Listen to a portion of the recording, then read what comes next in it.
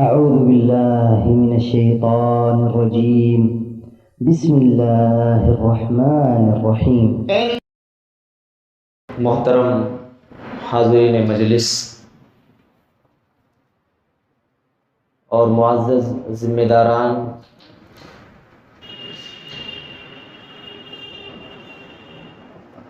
میری پردہ نشین ماں اور بہنوں، اسلامی بھائیوں اور پیارے بچوں،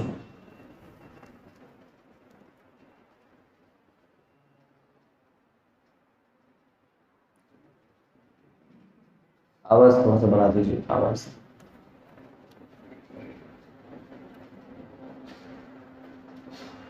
اللہ تعالیٰ کا سب سے پہلے میں شکر ادا کرتا ہوں کہ اللہ رب العالمین نے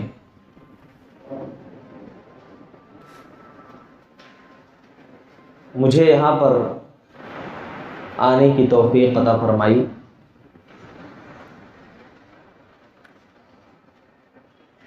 اللہ تعالیٰ کے شکر و احسان کے بعد میں ان تمام لوگوں کا بھی شکریہ ادا کرتا ہوں جنہوں نے اس اجتماع کو منعقد کیا ہے، اس کو رچایا ہے، بسایا ہے، سجایا ہے اور محنتیں کی ہیں. اللہ تعالیٰ ہم سب کی محنتوں کو قبول فرمائے.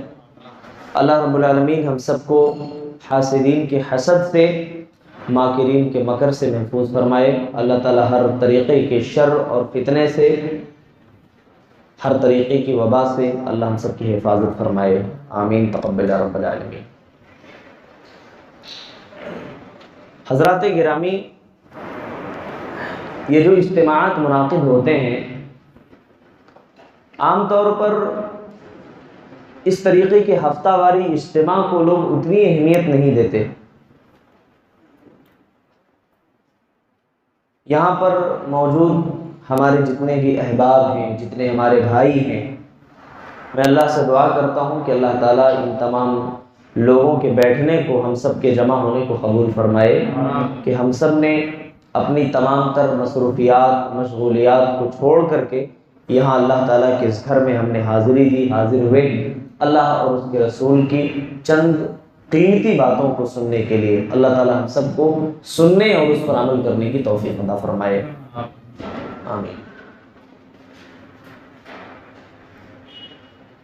ہمارے یہاں ایک نظریہ بن چکا ہے کہ وہ اجتماع جو بہت بڑا اجتماع ہوتا ہے، جہاں پر لاکھوں لوگوں کی تعداد جمع ہوتی ہے اور جہاں سیکشن بنائے جاتے ہیں ہر اسٹیٹ کے لیے، ہر صوبے کے لیے، لوگ وہاں بڑے دلچسپی کے ساتھ جمع ہوتے ہیں. جو باہر کے اجتماعات ہوتے ہیں، چاہے وہ فنکشن ہال میں ہو، چاہے کہیں کسی اور فیلڈ میں ہو، بہرکیف وہاں لوگ بڑے جوش اور جذبے کے ساتھ جمع ہوتے ہیں. یعنی ایسا لگتا ہے کہ مسلمانوں کے اندر ماشاءاللہ بڑی ایمانی غیرت آ گئی ہے، اور آنا بھی چاہیے. لیکن اس طریقے سے جب مسجدوں میں کوئی ہمارا چھوٹا موٹا اجتماع منعقد ہوتا ہے، اعلان کیا جاتا ہے بھائی ایک دینی اجتماع ہے، اللہ اور اس کے رسول کی باتیں ہوں گی، تب لوگ ان کا ایمان تھوڑا پھیکا پڑ جاتا ہے. اب شاید ان کی مصروفیات انہیں جانے نہیں دیتی ہیں، یا پھر وہ دلچسپی اور وہ مزاج نہیں رہتا ہے کہ ہم یہاں حاضر ہو کر کے کچھ باتیں جو ہے سنیں گے اور اس پر عمل کی کوشش کریں گے. میں آپ کو ایک چھوٹا واقعہ بیان کر کے میں اپنی بات شروع کروں گا، جو میرا عنوان ہے. حیدرآباد کا ہی واقعہ ہے. کسی مجلس میں ایک سوڈانی جو ہے بیٹھا ہوا تھا، جو کہ نہ ہماری زبان سمجھ سکتے ہیں، نہ وہ ہماری زبان بول سکتے ہیں، الا ماشاءاللہ کوئی ہوں گے بولنے والے. اللہ نے بہت سارے لوگوں کو صلاحیت دی ہے. تو کسی ہندی نے سوال کیا کہ بھائی آپ یہاں کیوں بیٹھ رہے ہو؟ اگر آپ ہمارے علاقے کے ہوتے، ہمارے اس ملک کے ہوتے، کم سے کم تو ہم سمجھ سکتے تھے کہ شاید آپ کو ہماری بات سمجھ میں آ رہی ہو، اس لیے آپ بیٹھے ہوں. آپ کو بات بھی سمجھ میں نہیں آتی، بول بھی نہیں سکتے، ہماری زبان بھی نہیں آتی، پھر کیا مقصد ہے بیٹھنے کا؟ کیوں بیٹھ رہے ہیں؟ سوڈانی جو جواب دیا ہے، وہ جواب ہم سب کے ایمانی غیرت کو جگانے کے لیے کافی ہے. جو لوگ آئے نہیں ہیں ان کے احساس کو بیدار کرنے کے لیے کافی ہے. اس نے کہا کہ میں ہو سکتا ہے کہ یہ زبان نہ سمجھ سکوں، بول نہ سکوں، سمجھنے سے میں قاصر ہوں، بولنے سے عاجز ہوں، نہیں بول پاتا۔ محض میں اس مجلس میں اس نیت سے بیٹھتا ہوں کہ اللہ تبارک و تعالی اپنے اس مجلس میں بیٹھے ہوئے بندوں کو جو مغفرت کا، بخشش کا پروانہ عطا کرتا ہے، تو میں بھی ان لوگوں میں شامل ہو جاؤں جس کو اللہ تعالیٰ مغفرت کا پروانہ عطا کرے اور میں بھی بخشا جاؤں، میرے بھی گناہ معاف ہو جائے۔ محض اس فضیلت کو حاصل کرنے کے لیے میں بیٹھتا ہوں۔ میرے بھائی، کیا دنیا میں کوئی ایسا نہیں ہے جو چاہتا ہو کہ میرے گناہ معاف ہو جائے، اللہ کے یہاں میری بخشش ہو جائے؟ بھائی دنیا میں صرف نبیوں کی جماعت ہوتی ہے جو بخشی بخشائی ہوتی ہے، باقی اور کون ہے جو معاف عنہ ہے؟ ہر کسی سے کوئی نہ کوئی خطا ہوتی ہے، کوئی نہ کوئی غلطی ہوتی ہے، ہر کوئی گناہوں میں ڈوبا ہوا ہے، اور گناہ میں ڈوبا ہوا انسان اس بات کا زیادہ ضرورت مند ہے کہ اللہ اس کی مغفرت کرے، اس کے گناہوں کو معاف کر دے۔ آج ہماری ضرورتیں، ہمارے کام کاج ہمیں روک لیتے ہیں، آنے نہیں دیتے۔ لوگوں کو نماز کے لیے فرصت نہیں ہے، مسجدوں میں آنے کے لیے فرصت نہیں ہے، اجتماعات میں شامل ہونے کے لیے فرصت نہیں۔ بس ان تمام چیزوں کو چھوڑ دیجئے، باقی ہر چیز کے لیے ہمارے پاس فرصت ہے، پورا وقت ہے ہمارے پاس۔ میرے بھائیوں، یہ بڑی افسوسناک بات ہے، بہت افسوسناک بات ہے۔ یہ ہماری قوم کہاں جا رہی ہے؟ معاشرے کی بگاڑ پہ ہمیں خطاب کرنا ہے۔ سب سے پہلا بگاڑ یہیں سے شروع ہوتا ہے، سب سے پہلا بگاڑ یہیں سے شروع ہوتا ہے۔ بھائی شاعر کہتا ہے کہ ایک دو زخم نہیں سارا بدن ہے چھلنی، ایک دو زخم نہیں سارا بدن ہے چھلنی، درد بیچارہ پریشان ہے کہاں سے اٹھے۔ حال یہ ہے ہمارے معاشرے کا کہ اصلاح کیسے کیا جائے، کس برائی کی اصلاح کی جائے، کس کمی کو بتایا جائے، کون کون سے غفلت والے اعمال سے اس قوم کو بیدار کیا جائے، شروع کہاں سے کیا جائے، ختم کہاں کیا جائے، کچھ سمجھ نہیں آتا۔ بھئی بیماری ایک ہو تو معالج اور ڈاکٹر طبیب علاج کر سکتا ہے، بیماریاں کئی ہوں تو ڈاکٹر بھی جواب دے دیتا ہے، جائیے بھائی ہمارے پاس اس کا علاج نہیں ہے۔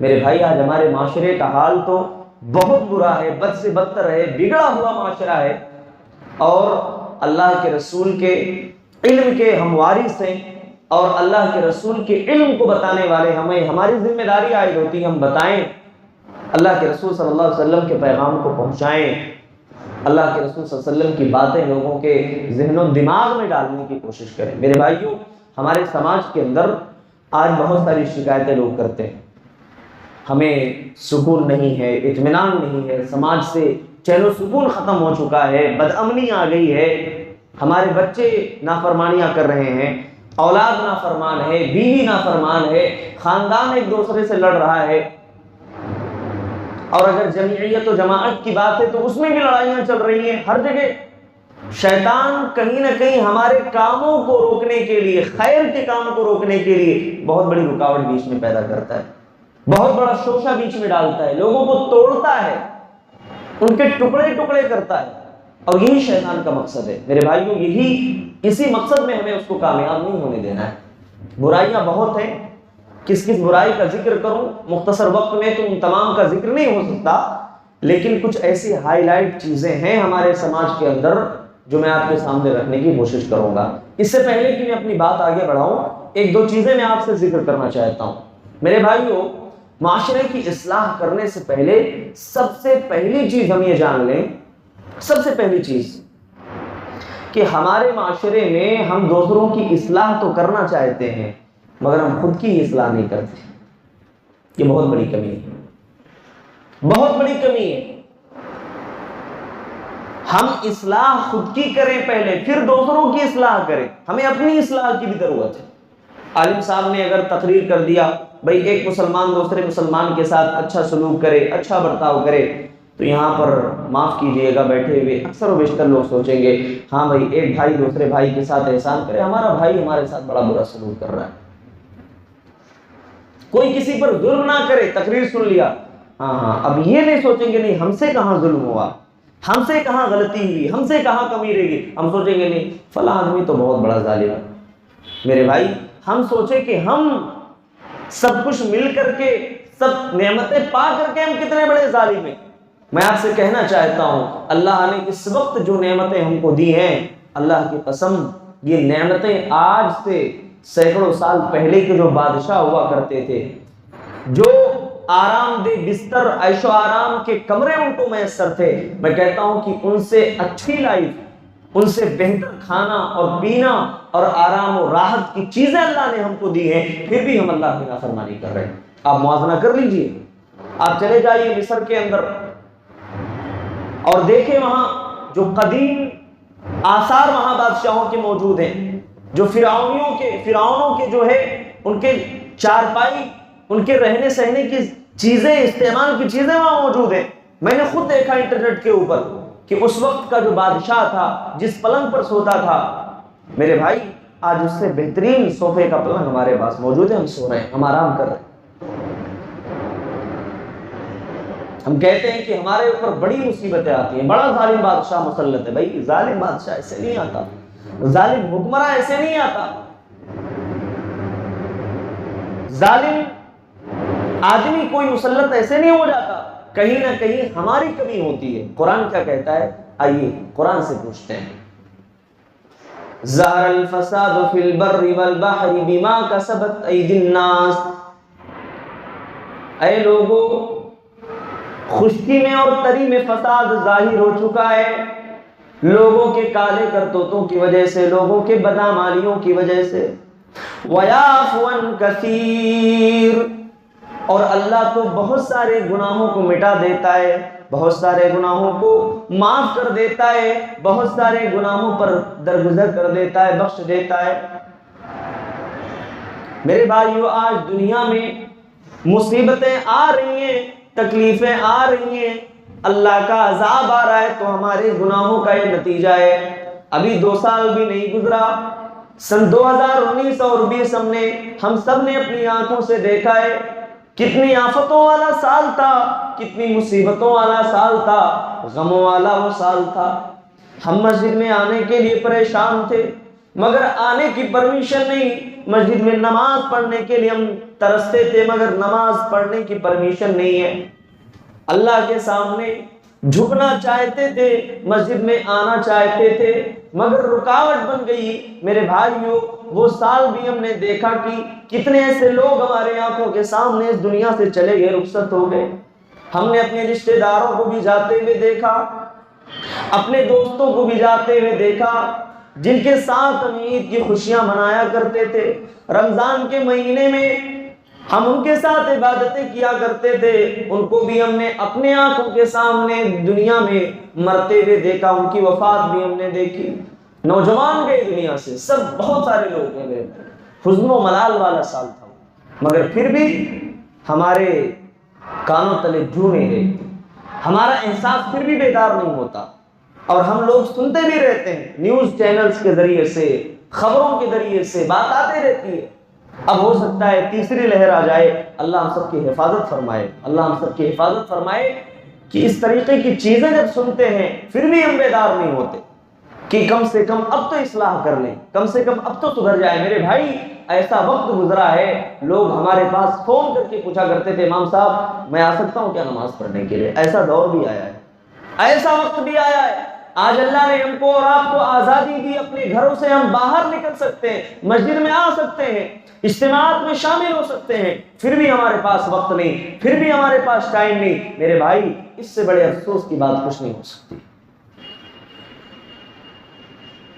وَمَا أَصَابَكُم مِّن مُّصِيبَةٍ فَبِمَا كَسَبَتْ أَيْدِيكُمْ، اے لوگو تمہیں جو بھی تکلیف پہنچتی ہے، جو بھی پریشانی پہنچتی ہے، تمہارے اپنی کرتوتوں کا نتیجہ ہوا کرتی ہے۔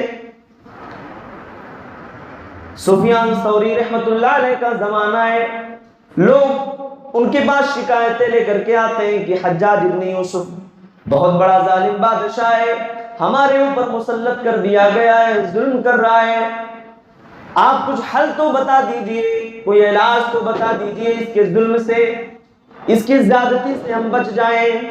میرے بھائی انہوں نے کیا جواب دیا؟ انہوں نے بڑے پیارے الفاظ میں، بڑے پیارے جملے میں ایک جواب دیا، ما جاء الحجاج الا بذنوبنا، اے لوگو حجاج یوں ہی نہیں آیا، حجاج ایسے نہیں آیا، حجاج تمہارے گناہوں کی وجہ سے تم پر مسلط کیا گیا ہے، ہمارے گناہ، ہماری بدعمالیاں، حجاج ہمارے اوپر مسلط کیا گیا۔ میرے بھائی آج ہم شکایتیں کرتے ہیں، یہ ہو گیا، وہ ہو رہا ہے، یہاں مسلمان مارے جا رہے ہیں، وہاں مسلمان کاٹے جا رہے ہیں، یہاں پر ظلم و بربریت ہے۔ میرے بھائی کہیں نہ کہیں ہماری کمی ہے، ہمارے اعمال کی کمی ہے، ہمارے عقیدے کی خرابی ہے، اور یہ ہمارے عقیدے اور عمل کی خرابی ہی ہمیں نقصان میں ڈالتی ہے۔ دنیا میں بھی خسارہ ہوتا ہے اور آخرت میں بھی نقصان ہوگا۔ سماج کے اندر بہت سارے بگاڑ ہیں، بہت ساری برائی ہیں، لیکن ان میں سے جو سب سے بڑی برائی ہے، جو سب سے بڑا گناہ ہے، جو سب سے بڑا جرم ہے، جس کو اللہ نے ظلم عظیم کہا، جس کو اللہ نے سب سے بڑا گناہ کہا، میرے بھائی وہ شرک، وہ آج شرک ہے ہمارے سماج کے اندر۔ ایک مسلمان اللہ اور اللہ کے رسول کا نام لینے والا، نام نہاد مسلمان، اس کا عقیدہ اللہ تبارک و تعالیٰ کے اوپر سے ہٹ کر کے کالے پیلے نیلے دھاگوں پر اس کا ایمان ہو، اس کا عقیدہ اللہ پر نہ ہو کر کے گھوڑے والے بابا، طوطے والے بابا کے اوپر اس کا ایمان ہو۔ ہمارے گھروں کی عورتیں اللہ کو چھوڑ کر، اللہ کے در کو چھوڑ کر کے غیر اللہ کے پاس جائیں، غیر اللہ کے دربار میں جائیں، وہاں جا کر کے اپنے سروں کو، اپنے جبین نیاز کو ذلیل کرے، رسوا کرے۔ میرے بھائی یہ بڑی شرم کی بات ہے، بڑے عار کی بات ہے۔ اور آپ یاد رکھیے یہ شرک اتنا بڑا ظلم ہے، اتنا بڑا گناہ ہے کہ اللہ تبارک و تعالیٰ اس گناہ کو کبھی معاف نہیں کرتا، کبھی معاف نہیں کرتا۔ آپ دنیا میں کوئی دوسرا گناہ کر کے چلے جاؤ شرک چھوڑ کر کے، اللہ نے یہ نہیں کہا کہ میں معاف نہیں کرنے والا۔ ظلم کو بھی اللہ معاف نہیں کرتا ہے جب تک کہ خود مظلوم معاف نہ کر دے، لیکن شرک اتنا بڑا گناہ ہے، اتنا بڑا کرائم ہے، اتنا بڑا ظلم ہے، اللہ کہتا ہے میں شرک کبھی معاف نہیں کرنے والا۔ ان اللہ لا یغفر ان یشرک بہ ویغفر ما دون ذلک لمن یشاء۔ اللہ فرماتا ہے اے میرے بندو، اللہ تبارک و تعالیٰ کبھی شرک معاف نہیں کرنے والا، اللہ کبھی معاف نہیں کرتا، مشرک کو کبھی بخشتا نہیں ہے۔ مشرک آدمی دنیا سے جائے گا، اللہ کے ہاں اس کی مغفرت نہیں ہوگی۔ وَيَغْفِرُ مَا دُونَ ذَلِكَ لِمَن يَشَاءُ، شرک کو چھوڑ کر دوسرے گناہ لے کر کے آئے گا، اللہ اگر چاہے تو اس کو معاف کر سکتا ہے، اللہ چاہے تو اس کو بخش دے گا۔ میرے بھائیو آپ اندازہ لگاؤ شرک کتنا بڑا گناہ ہے، کتنا بڑا ظلم ہے، کتنا بڑا جرم ہے کہ اللہ تبارک و تعالیٰ کہتا ہے شرک کبھی معاف نہیں ہونے والا ہے۔ اللہ کے نبی صلی اللہ علیہ وسلم نے جب بڑے بڑے گناہوں کا ذکر کیا، بڑے بڑے ہلاک اور تباہ کرنے والے گناہوں کا ذکر کیا، اللہ کے نبی نے اس میں سب سے پہلے نمبر پر کبیرہ یا اکبر الکبائر گناہوں میں سب سے پہلے اللہ کے نبی نے شرک کو بیان کیا ہے۔ صحابہ پوچھتے ہیں اے اللہ کے نبی ایُّ الذنب اکبر، کون سا گناہ سب سے بڑا ہے، کون سا جرم سب سے زیادہ بڑا ہے؟ اللہ کے نبی فرماتے ہیں الاشراک باللہ، اللہ کے ساتھ شرک کرنا بہت بڑا گناہ ہے، بہت بڑا جرم ہے۔ اللہ کے ساتھ کوئی شرک کرے اللہ اس کو معاف نہیں کرتا ہے، اس کی بخشش نہیں ہوتی ہے۔ اور آپ یاد رکھیے آج اس دنیا کے اندر، اس سماج کے اندر شرک اتنا رائج ہے، لوگوں کو توحید کی اہمیت نہیں معلوم۔ اللہ تعالیٰ نے ہم کو توحید سے نوازا ہے، عقیدہ دیا ہے، ایمان دیا ہے۔ میرے بھائی دنیا کی بہت بڑی دولت ہے ہمارے پاس، اور میں آپ سے کہتا ہوں یہ دنیا کی اتنی بڑی دولت ہے کہ اللہ کی قسم دنیا کے ارب پتیوں کے پاس، کھرب پتیوں کے پاس بھی اتنی بڑی دولت نہیں ہے۔ آپ کو یقین نہیں آ رہا، قرآن کے 3 پارے کی آخری آیت کریمہ اٹھاؤ، اللہ فرماتا ہے ان الذین کفروا وماتوا وهم کفار اولئک لن یقبل لهم۔ اللہ فرماتا ہے ان الذین کفروا وماتوا وهم کفار، بے شک جو لوگ دنیا سے رخصت ہو گئے، کفر کی حالت میں گئے، اللہ کے یہاں اگر وہ سونا زمین بھر کے سونا بھی دے دیں تو زمین بھر کے سونا بھی ان سے قبول نہیں کیا جائے گا۔ زمین بھر کے سونا بھی اللہ کی بارگاہ میں دے دے، اے اللہ تو قبول کر لے، ہمیں عذاب سے بچا لے، جہنم کی آگ سے بچا لے۔ اللہ فرماتا ہے کہ ان کے اس فدیے کو بھی قبول نہیں کیا جائے گا، زمین بھر کے سونا بھی نہیں لیا جائے گا۔ میرے بھائیو ذرا اندازہ لگاؤ یہ کتنا بڑا ظلم ہے، کتنا بڑا گناہ ہے۔ ایک آدمی شرک کر کے جا رہا ہے، دنیا سے جا رہا ہے، اس کے پاس توحید نہیں ہے، زمین بھر کے سونا بھی، ذرہ برابر بھی اس کی کوئی ویلیو اللہ کی نظر میں نہیں ہے، اللہ اس کو ریجیکٹ کر دے گا، اللہ اس کو قبول نہیں کرے گا۔ جبکہ دوسری طرف ایک آدمی موحد ہے، توحید والا ہے، دنیا میں معمولی نیکی کر کے گیا، اللہ اس نیکی کو قبول کرے گا کیونکہ اس کے پاس توحید موجود ہے۔ شرک بہت بڑا ظلم ہے میرے بھائی، اور یاد رکھیے جس کے اندر شرک داخل ہو جاتا ہے، شرک خفی جو ہوتا ہے یہ کینسر کی طرح ہوتا ہے۔ جیسے کینسر کی بیماری ہمارے جسم کو کھوکھلا کر دیتی ہے، ہمارے جسم کو توڑ دیتی ہے، کمزور بنا دیتی ہے، ایسے ہی یہ شرک خفی ہوتا ہے جو کہ چیونٹی کی چال چلتا ہے، چیونٹی ہمارے جسم پر چڑھ رہی ہے ہمیں پتہ نہیں چلے گا، ایسے شرک خفی ہمارے اندر داخل ہو جاتا ہے۔ کیسے؟ وہاں نہ گیا ہوتا تو ایسا نہیں ہوتا، ایسا نہیں کرتا تو ایسا نہیں ہوتا، ایسا کیا تو ایسا ہوا۔ میرے بھائی قدر اللہ ما شاء فعل، جو اللہ نے لکھا تھا وہ ہوا۔ ایک آدمی کا ایکسیڈنٹ ہو جاتا ہے، لوگ کہتے ہیں بڑی اسپیڈ گاڑی چلا رہا تھا، بھائی اب تک تو بھی اسپیڈ چلایا نا، کیوں نہیں مرا؟ اسی دن کیوں اس کے ساتھ یہ حادثہ ہوا؟ تقدیر پر ہمارا ایمان ہونا چاہیے۔ میں نہیں کہتا کہ کوئی اڑے گاڑی لے کر کے بالکل ہوا میں طوفان کی طرح اڑے، نہیں، لیکن کہنے والے لوگ غلطی کرتے ہیں۔ بہت کم لوگ ایسے ملیں گے جو یہ کہتے ہوئے آپ کو ملیں چلو بھائی قدر اللہ ما شاء فعل، جو حادثہ ہوا اللہ نے لکھا تھا بس حادثہ ہو گیا، احتیاط کی ضرورت ہے۔ یہ کہنے والے بہت کم ملتے ہیں۔ لوگ کہتے ہیں نہیں بہت اسپیڈ اڑ رہا تھا اس لیے حادثہ ہو گیا۔ نہیں میرے بھائی، حادثہ یقیناً اسباب پر اللہ نے دنیا کو قائم کیا ہے۔ کوئی آدمی آگ میں اپنی انگلی ڈالے تو جلے گا، یہ اللہ نے دنیا کو اسباب پر بنایا ہے، اسباب پر دنیا کو قائم کیا ہے۔ ہم پانی پیتے ہیں پیاس بجھ جاتی ہے، لیکن ہاں تقدیر پر بھی ہمارا ایمان ہونا چاہیے کہ جو اللہ چاہتا ہے اور جب چاہتا ہے جیسے چاہتا ہے وہی چیز ہوتی ہے، ورنہ دنیا میں زہر کھانے سے لوگ مر جاتے ہیں۔ میرے بھائی کتنے ایسے لوگ آپ کو ملیں گے زہر کھاتے نہیں مرتے، اللہ نے زندگی باقی رکھی ہے، کھا لیا نہیں مرا۔ کسی کی موت اللہ نے لکھی ہے، وہ زہر بھی نہ کھائے، آب زمزم پی کر کے سویا اور پھر بھی موت آ جاتی ہے۔ تو اللہ تعالیٰ نے، اللہ پر ہمارا ایمان مضبوط ہونا چاہیے۔ اور یاد رکھیے ایک آدمی جب موحد ہو جاتا ہے، توحید پرست ہوتا ہے، تو اس کے دل سے موت کا ڈر اور خوف نکل جاتا ہے۔ مشرک آدمی بہت ڈرتا ہے موت سے، موت نہ آ جائے، مر نہ جاؤں۔ ابھی آپ نے کووڈ کا وقت دیکھا ہوگا، کتنے ایسے لوگ تھے جن کا ایمان اللہ پر بڑا کمزور تھا۔ بھئی احتیاط کریں، میں نہیں کہتا کہ نہیں احتیاط مت کرو، احتیاط کریے، بالکل کریے آپ احتیاط، لیکن کتنے ایسے لوگوں کو آپ نے دیکھا جو ایک نہیں دو نہیں تین ماسک لگا کے پھرتے تھے، بھئی ہم کو بیماری نہ آ جائے، وہی لوگ بیچارے بیماری میں ملوث ہو گئے، وہی لوگ دنیا سے چلے گئے۔ کتنے ایسے لوگ ملیں گے جو بیچارے بزرگ تھے، کمزور تھے، نحیف تھے، احتیاط کیے مگر اتنا احتیاط نہیں کر سکے، آج ہمارے سامنے موجود ہیں۔ کیوں بھائی؟ اللہ نے ان کی زندگی باقی رکھی ہے۔ دنیا کی بڑی سے بڑی وبا آ جائے، بڑی سے بڑی تباہی آ جائے، ان کا کچھ نہیں بگاڑ سکتی، کیونکہ اللہ تعالیٰ نے ان کی زندگی باقی رکھی۔ اچھا، جو لوگ موت سے ڈرتے تھے وہ کیوں ڈرتے تھے؟ بھئی اہل ایمان کبھی موت سے نہیں ڈرتے، ان کے دل کے اندر ایمان ہوتا ہے مریں گے اللہ کیا خیر ہوگا، اللہ کے ساتھ حسن ظن ہوتا ہے ان کا۔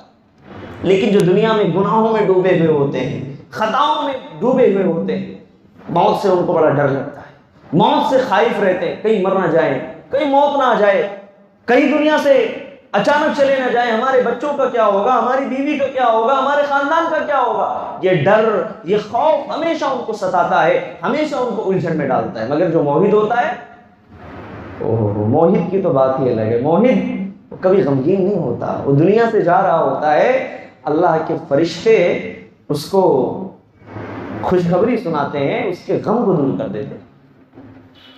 ان الذين قالوا ربنا الله ثم استقاموا تتنزل عليهم الملائكة الا تخافوا ولا تحزنوا وابشروا بالجنة التي كنتم توعدون۔ جن لوگوں نے کہا کہ ہمارا رب اللہ ہے، اللہ کو اپنا رب مانا اور اسی پر ڈٹ گئے، اسی پر جم گئے۔ اللہ کے فرشتے اس کے اوپر نازل ہوتے ہیں، اترتے ہیں اور اس کے موت کے وقت یہ خوشخبری سناتے ہیں، اللہ تخافو، تم ڈرو نہیں، تمہارے دل میں کوئی خوف نہ ہو، کوئی ڈر نہ ہو، ولا تحزنو، کوئی غم نہ ہو۔ ڈر کس چیز کا؟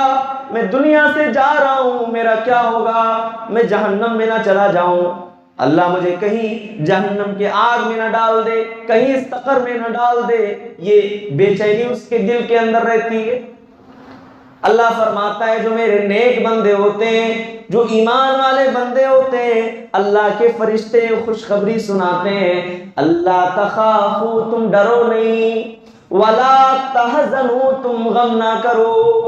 میرے پیچھے میں نے اپنے خاندان کو چھوڑا ہے، اپنے بیوی بچوں کو چھوڑا ہے، اپنے اہل و عیال کو چھوڑا ہے، ان کا کیا ہوگا، ان کو کون دیکھے گا، میرے بچوں کو کون کھلائے گا، ان کی پرورش کون کرے گا، ان کو کون پالے گا۔ اللہ کے فرشتے خوشخبری سناتے ہیں، اللہ تخافوا ولا تحزنوا، خوف نہ کرو، ڈر نہ کرو، غمگین بھی نہ ہو، وابشروا بالجنۃ التي كنتم توعدون، تمہیں جنت کی بشارت ہو، جنت کی خوشخبری ہو جس کا تم سے دنیا میں وعدہ کیا گیا تھا۔ اہل ایمان جو ہوتے ہیں نا، وہ کبھی خائف نہیں ہوتے موت سے، مر رہے ہوتے ہیں مگر اللہ کے فرشتے ان کے دل کے اندر جو پیغام اللہ کے طرف سے ملنے والی جو خوشخبری ان کے کانوں میں ڈالتے ہیں، ظاہر ہے کہ وہ بات ان کے دل کو خوشی پہنچاتی ہے۔ اس لیے اہل ایمان جب دنیا سے جاتے ہیں ان کا چہرہ مسکرا رہا ہوتا ہے، مسکرا رہے ہوتے ہیں، اللہ جب تک زندہ رکھا توحید پہ رکھا، اور اب جا رہے ہیں تو اللہ توحید پر ہی میری موت ہوگی۔ اللہ ہم سب کو حسن خاتمہ کی توفیق عطا فرمائے۔ میرے بھائیو، موحد کبھی نہیں ڈرتا موت سے۔ موسیٰ علیہ السلام کا واقعہ سنا ہوگا آپ لوگوں نے، مگر جو پوائنٹ میں آپ لوگوں کو بتانا چاہتا ہوں، موسیٰ علیہ السلام کا مقابلہ ہوتا ہے کن لوگوں کے ساتھ؟ جادوگروں کے ساتھ ہوتا ہے۔ اس دور کا ایک بہت بڑا ظالم بادشاہ فرعون، توحید پرستوں کا دشمن ہے، اپنے آپ کو انا ربکم الاعلی کہنے والا ہے۔ میرے بھائیو آپ یاد رکھیے، ہر دور میں، ہر وقت میں بڑے بڑے فرعون آئے، بڑے بڑے جبابرہ آئے، بڑے بڑے ظالم آئے دنیا سے چلے بھی گئے، بڑے بڑے ظلم کرنے والے، تشدد برتنے والے دنیا میں آئے، مگر جن لوگوں نے بھی اللہ کے عذاب کو چیلنج کیا، اللہ کے عذاب کو للکارا، اللہ کے عذاب سے ٹکرانے کی کوشش کی، وہ دنیا میں ٹکرا کر کے پاش پاش ہو گئے، چور چور ہو گئے، ان کا نام صفحہ ہستی سے اللہ نے مٹا کر کے رکھ دیا۔ یہ فرعون اپنے آپ کو کہتا تھا نا ربکم الاعلی، بہت بڑا میں رب ہوں تم لوگوں کا، میری عبادت کرو۔ جب ڈوبنے لگا تو کہا کہ اب میں ایمان لاتا ہوں، اب میں موسیٰ اور ہارون کے رب پر ایمان لاتا ہوں۔ میرے بھائی اتنا بڑا ظالم تھا، توحید پر کون تھے؟ موسیٰ علیہ السلام، ان پر ایمان لانے والے چند لوگ، مگر ان کو موت سے ڈر نہیں لگا۔ مقابلہ ہوا، آپ خود گیس کر کے دیکھیے، تصور کریے، آپ کہیں ایک بڑی مجلس منعقد ہو، وہاں آپ کو دعوت دیا جائے، آپ اکیلے جا رہے ہیں، وہاں پہ آپ کا ساتھ دینے والا کوئی نہیں ہے، وہاں جتنے بھی لوگ ہیں سب آپ کے خلاف ہیں، کچھ نہ کچھ ڈر تو دل کے اندر رہے گا، کچھ نہ کچھ خوف دل کے اندر رہے گا۔ لیکن میں اللہ کی قسم کھا کر کے کہتا ہوں، جن کے دل میں ایمان ہوتا ہے، جن کے دل کے اندر اللہ تبارک و تعالیٰ کی توحید پر یقین ہوتا ہے، جن کا ایمان سچا ہوتا ہے، اللہ کی قسم ایسا ایک مومن انسان ہزاروں باطل پرستوں کے سامنے اکیلے ٹکنے پر، اکیلے ان کا مقابلہ کرنے کی ہمت اور جرات اپنے اندر پاتا ہے۔ وہ اپنے جسمانی طاقت کے بلبوتے نہیں، اپنے پاور کے بلبوتے نہیں، بلکہ اللہ کے اعتماد اور اللہ پر بھروسے کی بنیاد پر کہ اللہ ہی میرا مددگار ہے، اور اللہ نے اگر چاہا تو میں ان کے سامنے جا رہا ہوں، میرا کچھ نہیں بگاڑ پائیں گے، اور اللہ نے چاہا تو سب کچھ کر سکتے ہیں، مجلس میں رہ کر کے بھی سب کر لیں گے۔ یہ اعتقاد، یہ ایمان، یہ پختگی میرے بھائی ایمان لانے کے بعد حاصل ہوتی ہے، توحید پرستوں کو حاصل ہوتی ہے۔ جب ایسے موقع پر فرعون نے ان کو آپشن دیا، جادوگروں کو کہا اگر تم جیت گئے تو ہم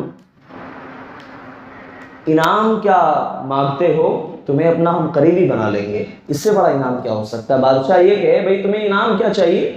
ہم اپنا رائٹ ہینڈ تم کو بنا لیں گے، ہمارے دربار کے سب سے قریبی تم ہو جاؤ گے، اس سے بڑا انعام کیا ہو سکتا ہے؟ کہا ٹھیک ہے، مقابلہ شروع ہوا۔ موسیٰ علیہ السلام سے ان لوگوں نے کہا پہلے آپ اپنا جلوہ بکھیرتے ہیں، ہم اپنا جادو دکھائیں، چونکہ ان کے سامنے موسیٰ علیہ السلام کا جو معجزہ تھا وہ جادو سمجھ رہے تھے، جب تک ظاہر نہیں ہوا سمجھ رہے تھے جادو ہے۔ موسیٰ علیہ السلام نے کہا نہیں، پہلے تم لوگ دکھاؤ۔ ان لوگوں نے جب اپنی رسیاں ڈالی اور وہ سانپ بن گیا تو موسیٰ علیہ السلام کے دل میں تھوڑا سا خوف پیدا ہوا، ڈر پیدا ہوا۔ یہ فطری ڈر ہوتا ہے، فطری خوف ہوتا ہے۔ ایسا نہیں ہے کہ یہاں موسیٰ علیہ السلام ڈر گئے اب میرے ساتھ کیا ہوگا، نہیں، ایک فطری ڈر ہوتا ہے۔ آدمی شیر کو دیکھ لے، اچانک کوئی بڑا درندہ سامنے آ جائے، ہر کوئی ڈر جاتا ہے، فطرتی انسانی۔ موسیٰ علیہ السلام کے دل میں خوف پیدا ہوا۔ اس کے بعد موسیٰ علیہ السلام نے جب اپنی رسی ڈالی، واقعہ میں تھوڑا سا مختصر کر رہا ہوں کیونکہ مجھے اور چیزیں بھی بیان کرنی ہے، تو آپس میں جب دیکھا کہ فرعون کا موسیٰ علیہ السلام کا مقابلہ ہو رہا ہے، جادوگروں کا مقابلہ ہو رہا ہے، دیکھا کہ وہ رسی دیکھتے ہی دیکھتے ایک بڑا اژدہا، بڑا سانپ بن گیا اور سارے سانپوں کو نگل گیا۔ موسیٰ علیہ السلام ڈرے نہیں، خائف نہیں ہوئے، لیکن جادوگروں کے دل میں یقین پیدا ہو گیا کہ بھائی جس بندے سے ہمارا مقابلہ ہوا ہے وہ جادوگر تو نہیں ہے، وہ کچھ اور لے کر کے آیا ہے، کیونکہ جادو کے ہر ایک پیٹرے ہم جانتے ہیں، جادو کے ہر چال ہم جانتے ہیں، جادو کا ہر علم ہمیں معلوم ہے، لیکن انہوں نے جو علم دکھایا یہ ذرا الگ ہے۔ کچھ تو بات ہے کہ ہم یہاں مقہور ہو گئے، ہم یہاں مغلوب ہو گئے۔ فوراً ان کے دل کے اندر ایمان پیدا ہو جاتا ہے۔ میرے بھائیو ذرا غور کرنا میری بات پر۔ آج ہم میں سے کوئی خاندانی اہل حدیث ہوگا، کوئی خاندانی نہیں تو کوئی تحقیق کر کے اس حق پر آیا ہوگا، باطل کو چھوڑا ہوگا۔ ان کے ایمان لائے ہوئے زیادہ وقت نہیں ہوا، ابھی 2 منٹ کا وقت ہوا تھا، ان کے دل کے اندر ایمان اتنے پختگی کے ساتھ بیٹھ جاتا ہے، ان کے دل کے اندر ایمان داخل ہو جاتا ہے۔ وہ فرعون کے ظلم اور فرعون کے وارننگ کو کچھ نہیں سمجھتے۔ فرعون نے جب دیکھا تو کہا کہ تم لوگ مکر گئے، تم لوگ اس کے چیلے ہو، تم لوگ اس کے شاگرد ہو، اس لیے تم لوگ پیچھے ہٹ گئے، اور یاد رکھو کہ میں تم سب کو سولی پر چڑھا دوں گا۔ وَلَأُصَلِّبَنَّكُمْ أَجْمَعِينَ، ہم تم لوگوں کو مارنے والے، سولی پر چڑھانے والے، اور یہی نہیں، تمہارے ہاتھ اور پاؤں کو خلاف سمت میں ہم کاٹ دیں گے، یعنی سیدھے ہاتھ کو کاٹا تو الٹے پاؤں کو، اور سیدھے پاؤں کو کاٹا تو الٹے ہاتھ کو تمہارے ہم کاٹ دیں گے، تمہیں سولی پر چڑھا دیں گے۔ یعنی دنیا کا جتنا بھی بڑا ٹارچر ہو سکتا ہے، سخت سے سخت ترین، شدید اور بے انتہا ظلم جو ہو سکتا ہے، فرعون نے وہ سزا سنا دی اور کہا کہ یہ واقعہ تمہارے ساتھ ہو کر کے رہے گا۔ میرے بھائیوں ذرا ان جادوگروں کا ایمان تو دیکھو، زیادہ دیر نہیں ہوا لیکن ان لوگوں نے کیا کہا، اپنے زبان سے کہا کہ ہمیں کوئی ڈر نہیں، ہمیں کوئی خوف نہیں، لا ضیر لنا، ہمیں کوئی ڈر نہیں ہے، ہمیں کوئی خوف نہیں ہے، ہم تو بس چاہتے ہیں کہ اللہ ہمیں معاف کر دے، اللہ ہمیں بخش دے، اللہ ہماری مغفرت فرما دے، اور ہم اللہ کے پاس اس حال میں حاضر ہوں کہ ہم پہلے ایمان لانے والے ہوں، تم کو جو سزا دینی ہو دے دو، تم کو سولی پر چڑھانا ہے چڑھا دو، تم کو قتل کرنا ہے کر دو، لیکن ہم ایمان سے پھرنے والے نہیں، توحید کو چھوڑنے والے نہیں ہیں۔ میرے بھائیو ذرا یہاں غور کرنا، ہم ایمان لائے ہوں گے، شاید ہماری پیدائش بھی اہل حق کے خاندان میں ہوئی ہوگی، مگر کیا ہم نے کبھی محاسبہ کیا کہ ہمارا ایمان اس درجے کا ہے، اس پائے کا ہے؟ کبھی ہمیں موت للکار رہی ہو، ہمارے سامنے موت کھڑی ہو، اچھے اچھے لوگوں کے پینٹ اور پیجامے گیلے ہو جائیں گے موت کا منظر دیکھ کر کے؟ میرے بھائی اتنا جذبہ، اتنا حوصلہ، اتنی ہمت، اتنی جرأت ان کے دلوں کے اندر پیدا ہوئی، اللہ کی طرف سے ہوئی تھی۔ اور یوں ہی نہیں ہوئی، انہوں نے اللہ سے دعا بھی کیا۔ کیا دعا کیا اللہ سے؟ ربنا افرغ علینا صبرا وثبت اقدامنا وانصرنا علی القوم الکافرین۔ اللہ سے دعا کیا کہ اے ہمارے رب، ہمارے اوپر صبر کو اڈیل دے۔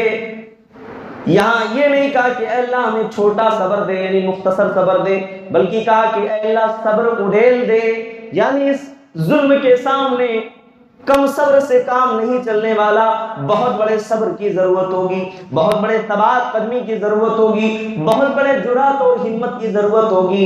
اے اللہ وہ ہمت عطا فرما، اے اللہ وہ حوصلہ عطا فرما، اے اللہ وہ ایمانی جذبہ عطا فرما۔ اللہ سے دعا کر رہے ہیں۔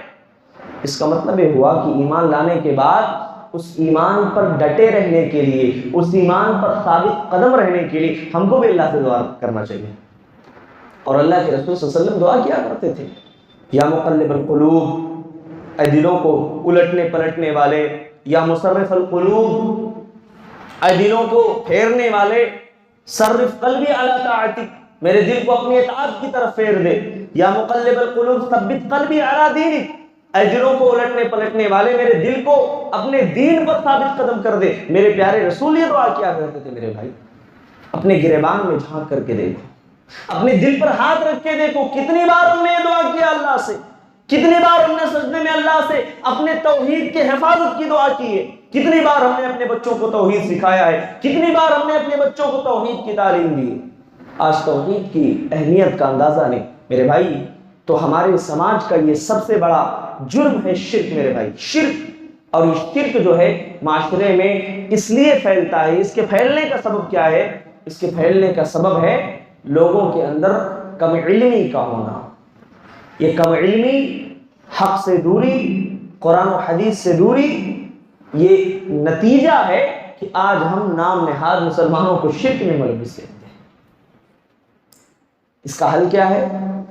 اس کا حل یہ ہے کہ قرآن سے جڑا جائے، قرآن کا مطالعہ کیا جائے، حدیثوں کا مطالعہ کیا جائے، اور حدیث کی جو معتبر کتاب ہے تمام جماعتوں کے نزدیک، تمام فرقوں کے نزدیک، خاص طور پر صحیح بخاری، صحیح مسلم، کم سے کم اس کا ایک بار مکمل مطالعہ کیا جائے تاکہ حق واضح ہو ہمارے سامنے، باطل کا پتہ چلے۔ میرے بھائی یہ پہلا گناہ ہے معاشرے کے بگاڑ میں سے، یہ بہت بڑا اور سب سے پہلا بگاڑ ہے۔ اس کے بعد دوسرا جو ہے بگاڑ، کسی بھی قوم کے اندر، کسی بھی قوم کی ریڑھ کی ہڈی اور اس کا ایک سرمایہ، اس کا ایک کیپٹل، اس کی ایک طاقت کوئی نہ کوئی چیز ہوتی ہے۔ ہمارے قوم کا جو سرمایہ ہے، ہمارے قوم کا جو ریڑھ کی ہڈی ہے، وہ ہمارے نوجوان ہیں، ہمارے نوجوان ہیں۔ وہ ہمارے نوجوان اگر ہمارے سماج کے اندر، معاشرے کے اندر بگڑ جائیں، بد اخلاقی کے شکار ہو جائیں، انہیں صرف اتنا معلوم ہو کس کو مارنا ہے، کس کو کاٹنا ہے، کس کو دھمکانا ہے، کس کو چیلنج کرنا ہے، کس سے ٹکرانا ہے، بس یہی معلوم۔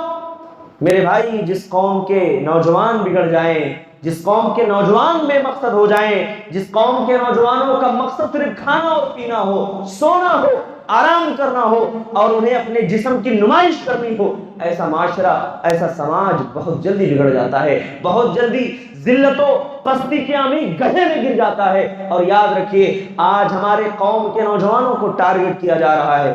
آپ دیکھیں، معاشرے کی طرف نگاہ دوڑائیں، اللہ کی قسم کتنے ایسے مسلمان نوجوان آپ کو ملیں گے جن کی زندگی میں مقصد ہے، جن کا کوئی کام نہیں، جن کا کوئی کاروبار نہیں، بس یوں ہی دنیا میں ان سے پیسے لیا، ان سے پیسے لیا، ان سے پیسے لی، ان سے رشوت لیا، ان کو دھمکا دیا، ان کو وارننگ دی، ان کو فون کیا، ان کو دھمکایا، وہی کام چل رہا ہے۔ یعنی آج کا ہمارا نوجوان دنیا کے اندر بس یہی جانتا ہے ہم دنیا میں رہنا ہے، بس ڈان بن کے رہو۔ یہ ڈان بننا چاہتا ہے، اس کو ڈان بننے کا بڑا شوق ہے۔ اس کو فون کر کے دھمکایا، اس کو میسج کر کے وارننگ دی۔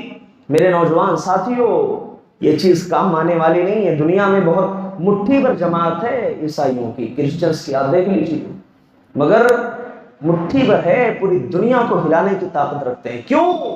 جسمانی پاور کے بلبوتے نہیں، جسمانی طاقت کے بلبوتے نہیں، علم ہے ان کے پاس، نالج ہے ان کے پاس۔ ان کے ہوٹلز آپ کو دکھتے ہوئے نہیں ملیں گے، ان کے کالجز ملیں گے، ان کے اسکول ملیں گے، ان کی یونیورسٹیز ملیں گے آپ کو، کیونکہ علم کے میدان میں ترقی کر رہے ہیں۔ ہمارا نوجوان بس باڈی بنانے کی چاہت رکھتا ہے، بس باڈی بنا لو، جسم کی نمائش کر لو، یہی کافی ہے۔ کھانے پینے کا عادی ہو چکا ہے ہمارا نوجوان، آرام و راحت کا عادی ہو چکا ہے، موبائل کا عادی ہو چکا ہے، سوشل میڈیا کا عادی ہو چکا ہے۔ اور میں اگر کھل کر کے کہوں، مجھے معاف کیجئے گا میرے نوجوان ساتھیوں، آج ہمارے قوم کے نوجوانوں کو پورن موویز کا بھی عادی بنایا جا رہا ہے۔ سوشل میڈیا پر ایسی گندی تصویریں، ایسے گندے ویڈیوز، آپ چھوٹے چھوٹے بچوں کو کارٹون دکھاتے ہو، آپ یہ سمجھتے ہو کہ بچے بڑے ہو کر کے بڑے سمجھدار بنیں گے؟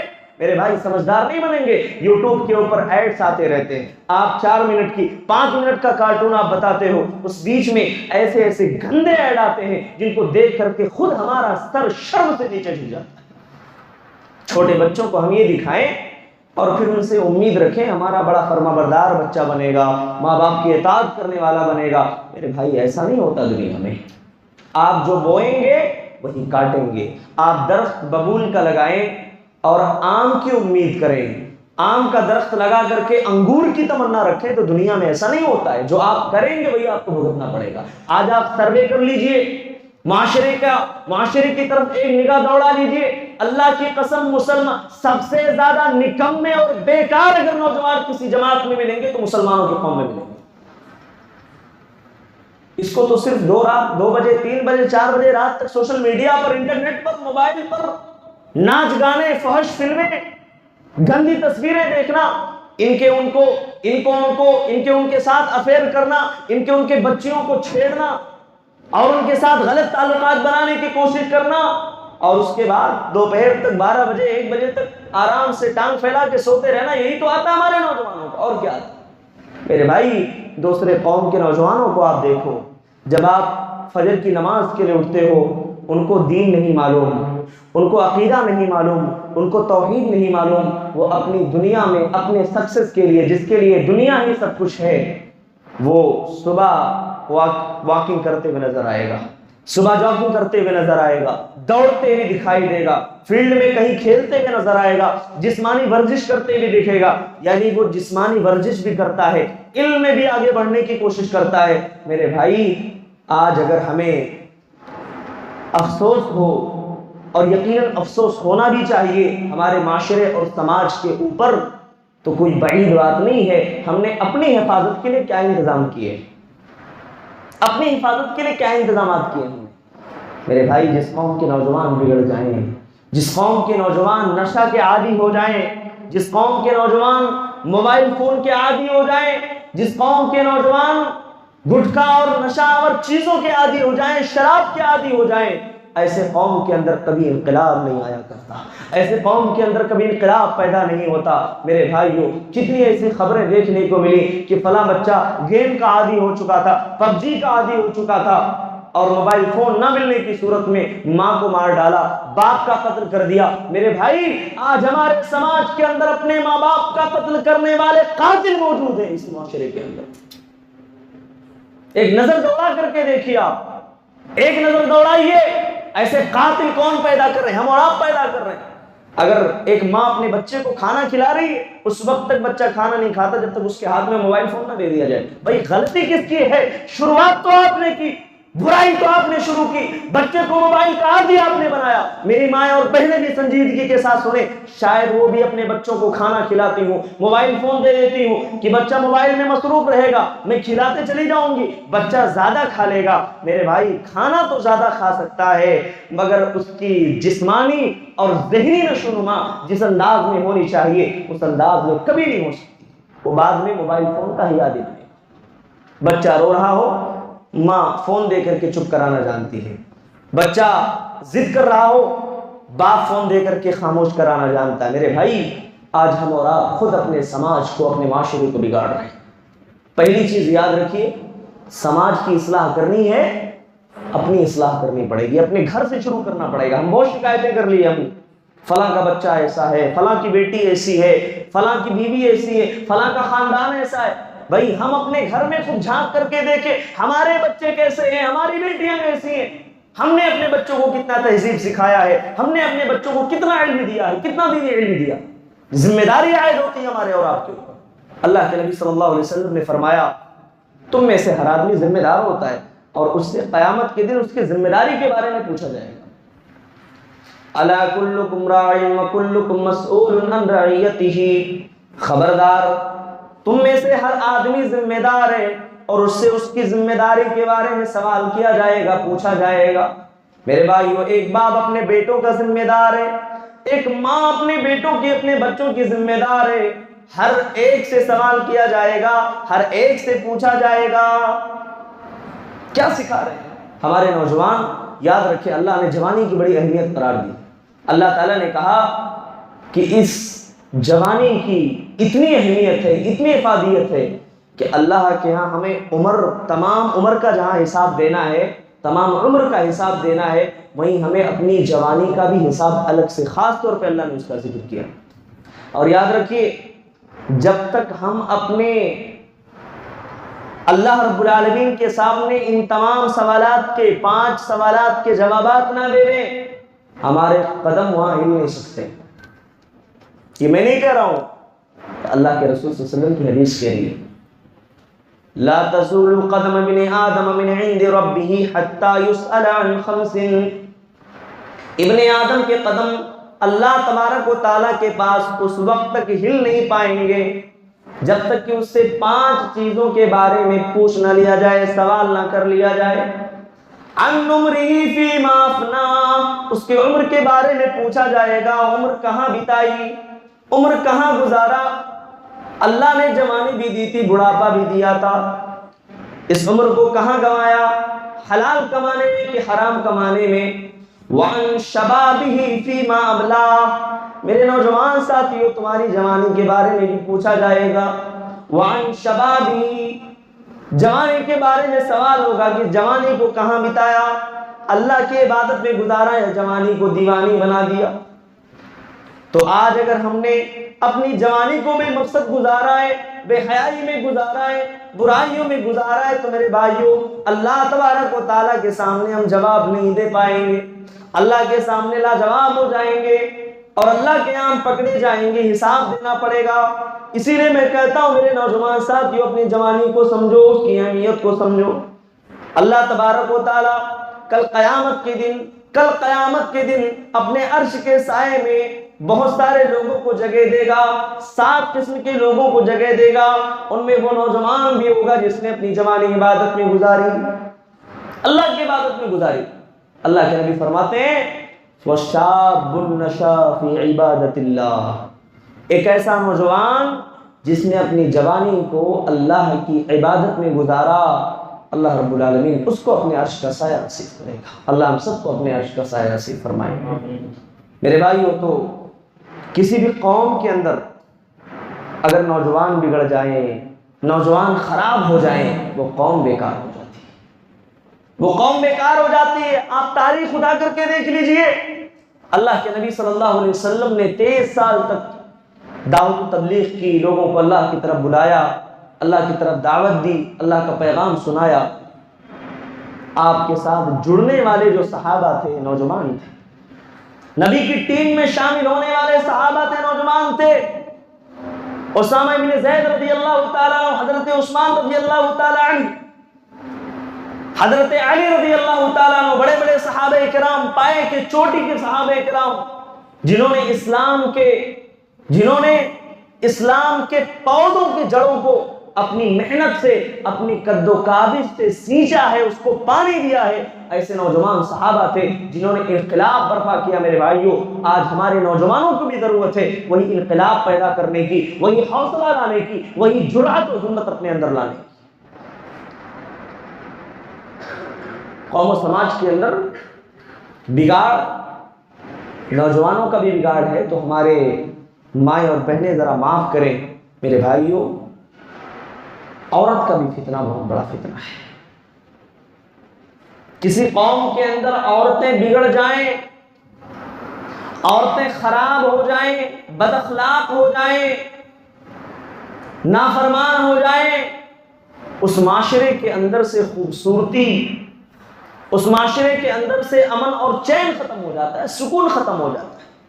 اور ایک عورت کو اللہ کے رسول صلی اللہ علیہ وسلم نے، اگر وہ نیک ہے تو کہا دنیا کی سب سے بڑی دولت ہے۔ الدنیا کلھا متاع وخیر متاع الدنیا المرأة الصالحہ۔ اے لوگوں، دنیا تمام کی تمام دنیا فائدہ اٹھانے کی چیز ہے، وَخَيْرُ مَتَاعِ الدُّنْيَا الْمَرْأَةُ الصَّالِحَةُ، اور دنیا کی بہترین جو دولت ہے وہ نیک بیوی ہے، نیک عورت ہے۔ الْمَرْأَةُ نِصْفُ الْأُمَّةِ، عورت آدھی امت ہے۔ اگر عورت بگڑ جائے تو میرے بھائیو آدھی امت بگڑ گئی، خراب ہو گئی۔ اور یاد رکھیے ایک مرد اگر بگڑتا ہے، ایک آدمی اگر بد اخلاق ہوتا ہے تو اکیلے اس کی خرابی ہوتی ہے، ایک عورت اگر بگڑتی ہے، بد اخلاق ہوتی ہے تو اس کے پیچھے ایک نسل تباہ ہو جاتی ہے، ایک نسل خراب ہو جاتی ہے۔ عورت کی خرابی بہت بڑی خرابی ہے۔ اللہ کے نبی صلی اللہ علیہ وسلم نے اپنی امت کے اندر کہا کہ میں نے عورتوں سے بڑا کوئی فتنہ چھوڑا ہی نہیں۔ اللہ اکبر۔ ما ترکت امتی، میں نے اپنی امت میں مردوں کے لیے عورتوں سے بڑا کوئی فتنہ نہیں چھوڑا ہے۔ اللہ اکبر۔ اللہ تعالیٰ ہم سب کو اس فتنے سے محفوظ فرمائے۔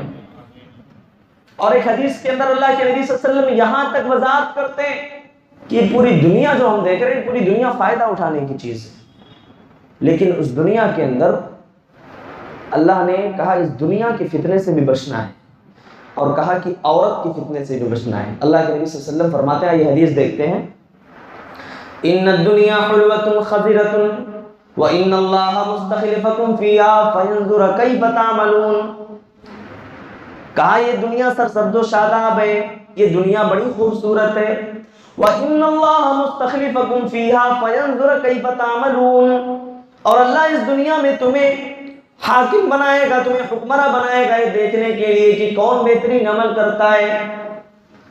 فینظر کیف تعملون فاتقوا الدنیا واتقوا النساء، اے لوگو دنیا سے بچتے رہنا، دنیا کے فتنے سے بچتے رہنا، واتقوا النساء، اور عورتوں کے فتنے سے بچنا، کیونکہ جب دنیا کے فتنے میں پڑو گے تو آخرت کو بھول جاؤ گے، اور عورت کے فتنے میں پڑو گے تو دنیا اور آخرت دونوں کو بھول جاؤ گے۔ آدمی دنیا کے فتنے میں پڑتا ہے، آخرت اسے یاد نہیں رہتی، مگر عورت کے فتنے میں اگر پڑ گیا، افیئر چل رہے ہیں اس کے، ناجائز تعلقات ہیں اس کے، وہ دنیا بھی بھول جاتا ہے، ماں باپ بھی بھول جاتا ہے، بیوی بچوں کو بھی بھول جاتا ہے، خاندان کو بھی بھول جاتا ہے، دوست و احباب کو بھی بھول جاتا ہے، اور شیطان اس کے سامنے ایک غلط اور ناجائز تعلق کو اتنا مزین کر کے، اتنا خوبصورت کر کے پیش کرتا ہے کہ وہ پوری دنیا سے رشتہ توڑنے کے لیے تیار رہتا۔ میرے بھائی اسی لیے اللہ کے نبی نے کہا فاتقوا الدنیا واتقوا النساء، دنیا کے فتنے سے بچو اور عورت کے فتنے سے بچو، کیونکہ دنیا کے فتنے میں پڑو گے آخرت کو بھولو گے، اور عورت کے فتنے میں پڑے تو دنیا اور آخرت دونوں کو بھول جاؤ گے۔ کتنی بڑی تباہی ہے، کتنی بڑی تباہی ہے۔ میرے بھائی یہ معاشرے کا تیسرا بگاڑ ہے۔ بگاڑ کے اسباب کیا ہے؟ بے حیائی کا عام ہونا، نئی نئی سیریلز آ رہی ہیں، موویز آ رہی ہیں، ہمارے گھروں کے اندر ٹی وی وغیرہ لگے ہوئے ہیں، ہماری خواتین دیکھ رہی ہیں، اپنے لیے آئیڈیل اور نمونہ عائشہ کو نہیں سمجھتی، حضرت فاطمہ کو نہیں سمجھتی، حضرت خدیجہ کو نہیں سمجھتی۔ ہماری مائیں اور بہنیں تو معاف کریں، اپنے لیے آئیڈیل تو کسی سیریل کی کسی ہیروین کو اور کسی جو ہے خاتون کو سمجھتی ہے جو دن اور رات فحاشی اور عریانیت پھیلانے میں لگی ہوئی ہے۔ میرے بھائی آج یہاں تک حال آ چکا ہے، ہمارا جینا مرنا اور ہمارے زندگی کا شب و روز، ہمارا ٹائم ٹیبل ایسا ہے، فلاں سیریل ہم سے مس نہیں ہونا چاہیے، فلاں مووی ہم سے چھوٹنی نہیں چاہیے۔ میرے بھائی اگر گھر میں ٹی وی ہم نے لایا ہے، موبائل فون لیا ہے، انٹرنیٹ ہے، وہ سیریلز دیکھے گی، موویز دیکھے گی، اور ظاہر ہے کہ اسی کی عادی بنے گی، بد اخلاق بنے گی، اس کے اخلاق بگڑیں گے، اس کے افیئرز چلیں گے، لوگوں کے ساتھ اس کے ناجائز تعلقات ہوں گے۔ ایک بوڑھی خاتون تھی، کسی دن ٹینشن میں بیٹھی ہوئی ہیں، کسی نے پوچھا اماں کیا ہوا، بہت پریشان دکھ رہی ہیں آپ؟ کہا ہاں بیٹا پریشان اس لیے ہوں، وہ فلاں سیریل میں میری ایک فیوریٹ تھی، وہ مر گئی ہے، وہ کب زندہ ہوتی کیوں نہ سوچ رہی ہوں۔ وہ سیریلوں میں چلتے رہتا ہے، کوئی مرا تو کوئی زندہ ہوا، سیریل میں کوئی مرتا ہے تو غم ان کے گھر میں ہو جاتا ہے۔ بتائیے یہ بد اخلاقی ہے، یہ بدحالی ہے، اور یہ افسوسناک دن ہے۔ میرے بھائی ریئل میں اور حقیقت میں ایک مسلمان مرے، ایک مسلمان مارا جائے، کاٹا جائے، ان کو تکلیف نہیں ہوتی، سیریل اور موویز میں کوئی مرا تو ان کے دل میں تکلیف پہنچتی ہے۔ اللہ اکبر، اللہ ہم سب کی حفاظت فرمائے۔ میرے بھائی اس کی اصلاح کا طریقہ یہ ہے، ان کو موبائل فون اگر ہمارے گھروں کے اندر ٹی وی لگا ہوا ہے، پہلے تو اس کو نکالنے کی کوشش کریے، کیونکہ ایک اچھی چیز اگر نفع پہنچا سکتی ہے تو اس کے کچھ نگیٹو اور منفی اثرات بھی ہوتے ہیں۔ آپ اپنی موجودگی میں ان کو اچھی چیزیں دکھائیں گے، جب آپ موجود نہیں ہوں گے پتہ نہیں کیا وہ دیکھیں گے، پتہ نہیں کیا سنیں گے آپ کے بچے بھی۔ لہذا فون کے ذریعے سے، موبائل کے ذریعے سے ان کو معتبر علماء کے بیان سنائے جائیں، معتبر کتابیں ان کو پڑھنے کے لیے دی جائیں، ان کو بار بار نصیحت کی جائے، دین کی بات بتائی جائے، صحابیات کی سیرت ان کو سمجھائی جائے، حضرت عائشہ، حضرت خدیجہ، حضرت فاطمہ الزہرا اور ام سلمہ رضی اللہ تعالی عنہا، اس طریقے سے بہت ساری صحابیات ہیں، ان کی زندگیوں کو پڑھ کر کے بتایا جائے، سنایا جائے، تاکہ وہی جذبہ، وہی ایمانی غیرت ان کے اندر بھی پیدا ہو۔ اس کے علاوہ میرے بھائیوں، سماج اور معاشرے کی بگاڑ میں سے بگاڑ یہ بھی ہے، علم کی کمی ہو رہی ہے۔ لوگ جو ہے دین علم سے دور ہو رہے ہیں، اور علم حاصل کرنے کے لیے کوئی معتبر ذریعہ نہیں ہے ان کے پاس۔ وقت ہو گیا ویسے، کوئی معتبر ذریعہ نہیں ہے ان کے پاس۔ دیکھیے جب آپ لوگ سنجیدگی سے میرے پاس بیٹھے رہیں گے تو میں بات آسانی سے کر پاؤں گا۔ اب بار بار آپ گھڑی دیکھتے ہیں تو میں بھی تھوڑا سا خیال کرتا ہوں کہ شاید وقت ہو چکا ہے، تو اس لیے سنجیدگی سے 2-4 منٹ اور سن لیجیے یا برداشت کر لیجیے، جو بھی کہہ لیں آپ۔ تو میں یہ کہہ رہا تھا کہ ہمارے سماج اور معاشرے کی بگاڑ اور خرابیوں میں سے خرابی یہ بھی ہے کہ علم سے دوری ہو رہی ہے، لوگ علم سے دور ہو رہے ہیں، اور علم حاصل کرنے کا جو معتبر ذریعہ ہے اس کو لوگوں نے چھوڑ دیا ہے، اور جو غیر معتبر ذریعہ ہے، یوٹیوب ہے، سوشل میڈیا ہے، علامہ گوگل ہے، اس کو اپنا لوگوں نے استاد سمجھ لیا۔ یہ ہمارے استاد ہیں، کوئی پرابلم آئی، کوئی سوال کا جواب ہے، فٹافٹ ٹائپ کیا اور کہا ہمارے سوال کا جواب مل گیا۔ میرے بھائی آج فتنوں کا دور ہے، آج فتنوں کا دور ہے۔ ہمارے اور آپ کے عقیدے پر ڈاکہ ڈالنے والے لوگ آج موجود ہیں انٹرنیٹ کی دنیا میں۔ آج آپ دیکھیے انٹرنیٹ کی دنیا میں کتنے ایسے باطل پرست ہیں جو اپنی باطل کو بڑے پرزور انداز میں پیش کرتے ہیں، بڑے منطق اور فلسفے کے ساتھ، لوجک کے ساتھ۔ سننے والا فوراً سمجھ لے ہاں بھائی حق بات ہوگی، صحیح بات ہوگی۔ میرے بھائی آج مرزا علی کا فتنہ آج انٹرنیٹ پر موجود ہے، کتنے نوجوان اس کے پیچھے بھاگ رہے ہیں۔ آج کتنے ایسے فتنے موجود ہیں، ہمارے نوجوان سمجھتے نہیں بہت حق بات کرنے والا ہے۔ میرے بھائی ہم نے حقائق کو جانا نہیں ہے، ہم نے منہج کو سمجھا نہیں ہے، منہج سلف کو سمجھنے کی ضرورت ہے، قرآن و حدیث کو صحابہ کے اصول اور طریقے پر سمجھنے کی ضرورت ہے۔ اور میں آپ سے کہہ کر کے جاتا ہوں، اگر قرآن و حدیث کو صحابہ کے منہج سے ہٹ کر کے کسی اور طریقے سے سمجھنے کی کوشش کرو گے، اللہ کی قسم دنیا میں کبھی بھی ہدایت نہیں ملے گی، ہمیشہ گمراہی کرو گے۔ کیونکہ اللہ کے نبی نے کہا تھا ترکت فیکم امرین لن تضلوا ما تمسکتم بہما کتاب اللہ و سنت رسولی۔ لوگوں 2 چیزیں چھوڑے جا رہا ہوں، کتاب اللہ، سنت رسول۔ جب تک مضبوطی سے اس پر قائم رہو گے دنیا میں کبھی گمراہ نہیں ہو سکتے ہو۔ اور اللہ کے نبی نے کیا کہا تھا کہ میں نے تم کو ایسے واضح اور روشن شاہراہ پر چھوڑا ہے جس کی راتیں بھی دن کی مانند روشن ہیں، اگر اس پر چلو گے تو کبھی گمراہ نہیں ہوگے۔ نبی نے کیا کہا؟ لیلھا کنہارھا، ارے اس کے دن کی بات تو چھوڑو، اس کی راتیں بھی دن کی مانند روشن ہیں، یعنی قرآن و حدیث پر چلو گے گمراہ نہیں ہو سکتے ہو۔ کوئی مسئلہ آ جائے فَإِن تَنَازَعْتُمْ فِي شَيْءٍ فَرُدُّوهُ إِلَى اللَّهِ وَالرَّسُولِ، کسی مسئلے میں اختلاف ہو اللہ اس کے رسول کی طرف لوٹ آؤ، ان کے طرف نہیں جانا، ان کی کتابوں کی طرف نہیں جانا، یہ فقہ کی کتاب ہے نہیں جانا۔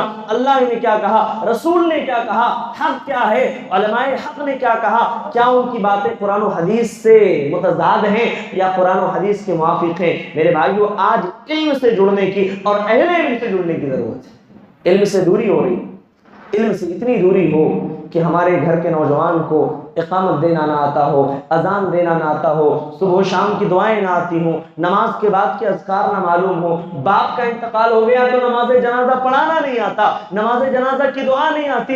معاف کیجئے گا میرے بھائیو، آج ہم نے اپنے بچوں کو سوشل میڈیا کی تمام چیزیں سکھا دی۔ ہم نے اپنے چھوٹے چھوٹے معصوم بچوں کو 4 سال 5 سال کے بچوں کے ہاتھ میں موبائل دے دیا، بچہ موبائل کے تمام آپریٹنگ سسٹم کو سمجھ لیتا ہے، اور ہم سمجھتے ہیں یہ بچہ بڑا ہوشیار ہو گیا، بڑا سمجھدار ہو گیا۔ بچے کو موبائل دیا گیا، بچہ بڑا سمجھدار ہے، لیکن مولانا عقیدہ اگر سمجھانے لگے، نہیں مول صاحب ابھی بچہ چھوٹا ہے، عقیدے کی بات سمجھ میں نہیں آتی۔ کتنی باتیں ہماری کتنی ٹکرا رہی ہیں۔ دنیا ہم سکھا رہے ہوتے ہیں، بچہ سیکھ لیتا ہے۔ ارے میرے بھائی یہ میں جھوٹ نہیں بولتا، 4 سال کے بچے کو آپ فون دے دو، اس کو یہ معلوم ہے کہ یوٹیوب پر اسپیکر آتا ہے بولنے والا، وہ لکھنا نہیں جانتا نا، ٹائپنگ نہیں آتی اس کو، معلوم ہے اس کو بول کر کے وہ منگائے گا، ہمیں کارٹون چاہیے تو کارٹون بولے گا۔ کیوں؟ سیکھا کس سے؟ ہم نے سکھایا۔ ایک بار خالی بتا دو بس، آپ اپنے فون سے یوٹیوب ڈیلیٹ کر دو، پلے اسٹور سے اس کو ڈاؤن لوڈ کرنا معلوم ہے۔ کیوں؟ سسٹم ہے موبائل میں، اس کو ٹائپ نہیں کرنا ہے، خالی بولنا، یوٹیوب بولے گا آ جائے گا، اس کو ڈاؤن لوڈ کر لے گا بچہ۔ موبائل فون کے تمام آپریٹنگ سسٹم کو سمجھ رہا ہے، پروسیسنگ کو جان رہا ہے، کیا کرنا ہے، کیسے سننا ہے، کیا سننا ہے۔ بچہ بڑا ہوشیار ہو گیا، لیکن اول کلمہ ہم نے سکھانا شروع کیا، دوم کلمہ سمجھانے لگے، بچہ بھی ڈھنگ سے بول ہی نہیں پاتا، عقیدے کی بات بتائیں، نہیں یہ تو اس کے سر کے اوپر سے جانے والی بات ہے۔ میرے بھائی 5 سال 7 سال کی عمر میں جو چیز ہم بچوں کو سکھا دیں گے، بچہ مرتے دم تک کو کبھی نہیں بھولتا ہے، کبھی نہیں بھولے گا۔ اللہ کے نبی صلی اللہ علیہ وسلم بیٹھے ہوئے ہیں، وہاں زکوٰۃ اور صدقے کے کھجور رکھے ہوئے ہیں، حضرت حسن رضی اللہ تعالیٰ عنہ کھا لیتے ہیں، چھوٹے بچے ہیں 5 سال کے، اللہ کے رسول صلی اللہ علیہ وسلم چاہتے تو چھوٹے بچے کے منہ سے کھجور نکال لیتے، انگلی ڈالا کھجور باہر۔ اللہ کے نبی نے ایسا نہیں کیا، اللہ کے نبی نے نصیحت کی، سمجھایا، کہا اے حسن کخن کخن، اس کھجور کو اپنے منہ سے نکال دو، اسے مت کھاؤ۔ کیا تمہیں نہیں معلوم کہ ہمارے لیے اللہ تبارک و تعالیٰ نے صدقہ اور زکوٰۃ کی چیزوں کو حرام کر دیا ہے، جائز نہیں ہے کھانا، صدقہ ہمارے لیے جائز نہیں ہے، اس لیے اپنے منہ سے اسے نکال دو۔ میرے بھائیوں 5 سال کے بچے کو اللہ کے رسول حلال اور حرام سمجھا رہے ہیں، اللہ کے رسول عبداللہ ابن عباس رضی اللہ تعالیٰ عنہ کو توحید سکھا رہے ہیں، کیا سمجھاتے ہیں؟ یا غلام انی اعلمک بکلمات، اے میرے بچے میں تمہیں چند کلمات سکھانا چاہتا ہوں، چند باتیں میں تمہیں سمجھانا چاہتا ہوں۔ کیا سمجھایا؟ احفظ اللہ یحفظک، تم اللہ کی حفاظت کرو، اللہ تمہاری حفاظت کرے گا، تم اللہ کے دین کی حفاظت کرو، اللہ تمہاری حفاظت کرے گا۔ احفظ اللہ تجدہ تجاہک، تم اللہ کی حفاظت کرو، اللہ کو اپنے سامنے پاؤ گے، یعنی مددگار پاؤ گے، وہ ہمیشہ تمہاری مدد کے لیے حاضر رہے گا، تمہاری مدد کرے گا۔ میرے بھائیو ابھی کرناٹک میں واقعہ پیش آیا، مسکان کا واقعہ بھی ہم نے سوشل میڈیا پر دیکھا کہ وہ ایک معصوم سی بچی ہے، اس کے سامنے کئی لوگ کھڑے ہیں، نعرے بازیاں بھی کر رہے ہیں، آواز بھی لگا رہے ہیں، وہ عورت اکیلے ان سب کا ڈٹ کر کے مقابلہ کر رہی ہے، وہ بچی وہاں بھی ان کا جواب دے کر کے آتی ہے، وہ پردے اور حجاب کی ترجمانی کر کے آتی ہے اور یہ ثابت کر دیتی ہے، اس کے جرأت کو دیکھ کے کہا تھا کہ مسکان تو نے وہ کام کیا ہے، اگر تو نبی کے زمانے میں ہوتی تو تیرے بارے میں کوئی آیت کریمہ اللہ ضرور نازل فرماتا۔ میرے بھائی یہ چھوٹی بات نہیں ہے، یہ بہت بڑی بات ہے۔ اگر اپنے بچوں کو ہم عقیدہ سکھائیں گے، توحید بتائیں گے، اسلامی غیرت ان کے اندر پیدا کریں گے، تو ہمارے بچے ان درندوں کے سامنے اکیلے ڈٹ کر کے مقابلہ کرنے کی ہمت رکھیں گے۔ ہم اپنے بچوں کو موبائل کا عادی بنا دیں، سوشل میڈیا ڈیڈکٹ بنا دیں، یہ ہمارے بچے بزدل بن جائیں گے، کمزور بن جائیں گے۔ یہ سینکڑوں کا مقابلہ تو چھوڑ دو، ان کو مقابلے کی بات سن کر کے سامنے والے کے سامنے جانے سے ان کے دل میں خوف اور ڈر محسوس ہوگا۔ حجاب کا مسئلہ چل رہا ہے، ٹرینڈنگ پہ ہے یہ مسئلہ۔ آپ دیکھیے کرناٹک کے اندر جو جس جرأت مندی کا مظاہرہ کیا، واقعتاً قابل تعریف ہے۔ اللہ ہم سب کی بچیوں کو، بیٹیوں کو یہ جرأت، یہ ہمت، یہ جو ہے اللہ تعالیٰ حوصلہ نصیب فرمائے۔ میرے بھائی بہت بڑی بات، جس جرأت کا مظاہرہ کیا۔ لیکن یہاں معذرت کے ساتھ ایک چھوٹی سی بات میں ذکر کروں گا، میری اس بہن نے بڑی جرأت کا مظاہرہ کیا، بڑے بڑے لوگوں نے انعامات بھی دیے، جمعیت علماء ہند کے جو صدر تھے انہوں نے بھی انعام دیا، کافی لوگوں نے، عرب وغیرہ سے بھی کچھ آفرز آئے، عمرہ اور حج کی بھی بات شاید آئی۔ بہرکیف اللہ تعالیٰ سب کو نیک توفیق دے، لیکن ہماری اس بہن نے جس ہمت کا مظاہرہ کیا، دنیا والوں تم اسے دولت سے تولنے کی کوشش نہ کرو۔ آج ٹویٹر پر ایک بندہ آ کر کے ٹویٹ کرتا ہے، میں نام نہیں لوں گا، کہ اس ملک کے اندر 2 قسم کے اسکول ہیں، ایک سیکولر اور ایک مذہبی۔ جو سیکولر اسکول ہے وہاں پر جو اسکول کے رول ہیں اس کو فالو کرنا پڑے گا، جو وہاں کا یونیفارم ہے وہ پہننا پڑے گا، اور اگر اس کو آپ فالو کرتے ہو تو اسکول میں آپ آؤ، نہیں فالو کرتے ہو تو مذہبی اسکول میں چلے جاؤ۔ میرے بھائیوں، یہ اعتراض جس نے پیدا کیا ہے، میں کہتا ہوں اس کے سوال کا جواب تو دیا جا سکتا ہے، یقیناً دیا جا سکتا ہے کہ ہمارا یہ ملک جو ہے یہ سیکولر ملک ہے، یہ کوئی مذہبی ملک نہیں۔ یہاں ہندو بھی رہتے ہیں، مسلمان بھی رہتے ہیں، سکھ بھی رہتے ہیں، عیسائی بھی رہتے ہیں، اور جن کو مذہبی ملک بنانا تھا وہ چلے گئے، جن کو جانا تھا جہاں چلے گئے۔ ہم نے اس ملک کو چوائس کیا ہے، چنا ہے، انتخاب کیا ہے، اس ملک میں ہم رہتے ہیں۔ تو جس طریقے سے ایک ملک میں رہتے ہوئے تمام مذاہب کے لوگ رہ سکتے ہیں، اپنے اپنے مذہب پر عمل کرنے کی آزادی ہے ان کو، تو ایک سیکولر اسکول میں تمام مذاہب کے لوگ پڑھ کیوں نہیں سکتے؟ کیا اعتراض کی بات ہے؟ اور اپنے مذہب پر عمل کرتے ہوئے، اس کی پابندی کرتے ہوئے اگر پڑھیں تو کیا حرج کی بات ہے؟ ایک عورت اگر آزادی کے نام پر اپنے کپڑے اتار سکتی ہے، تو ایک عورت اگر دین کے نام پر، شریعت کے نام پر اپنے کپڑے سے اپنی عزت کی حفاظت کرتی ہے تو گنہگار۔ آزادی کے نام پر اپنے عزت و ناموس کے ساتھ کھلواڑ کرے تو اس پر کوئی اعتراض نہیں، اس کو کوئی برا نہیں کہتا۔ اور اگر دین کے نام پر ایک عورت اپنے آبرو کی حفاظت کرے تو بہت بڑی مجرم۔ میرے بھائیوں، مجھے کہنے دو، امریکہ کی عورتوں نے ایسے ہی نہیں کہا تھا کہ آج ہمیں اس ملک کے اندر جس جنسی استحصال کا شکار بنایا جا رہا ہے، ارے اس ذلت آمیز زندگی گزارنے سے اچھا تھا ہمارے لیے کہ ہم کسی مسلمان کی چوتھی بیوی رہ کر کے زندگی گزار لیتی۔ اللہ اکبر! یہ معمولی بات نہیں میرے بھائی، بہت بڑی بات ہے کہ یہ جو ہمارے ساتھ جنسی زیادتی ہو رہی ہے، زبردستی ہو رہی ہے، یہ ہماری جو ذلت والی زندگی یہاں بنا رکھی ہے، اس سے بہتر تھا کسی مسلمان کے ہاں چوتھی بیوی رہ کر کے عزت والی زندگی ہم گزارتے۔ کم سے کم ہمارے سر کے اوپر کوئی کپڑا ڈالنے والا تو رہتا۔